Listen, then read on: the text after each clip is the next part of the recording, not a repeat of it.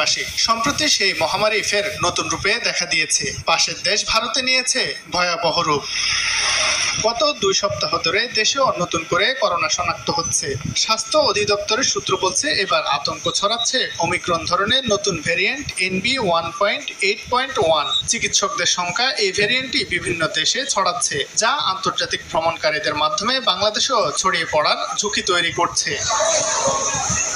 ভারত সহ পার্শ্ববর্তী কয়েকটি দেশে করোনা ভাইরাসের নতুন ভ্যারিয়েন্টের সংক্রমণ বেড়ে যাওয়ায় সতর্কতা জারি করেছে স্বাস্থ্য অধিদপ্তর। জরুরি প্রয়োজন ছাড়া ভারত ভ্রমণ না করারও নির্দেশনা দেওয়া হয়েছে। পাশাপাশি শাহজালাল আন্তর্জাতিক বিমানবন্দরে বিদেশ ফেরত যাত্রীদের করা হচ্ছে স্ক্যানিং।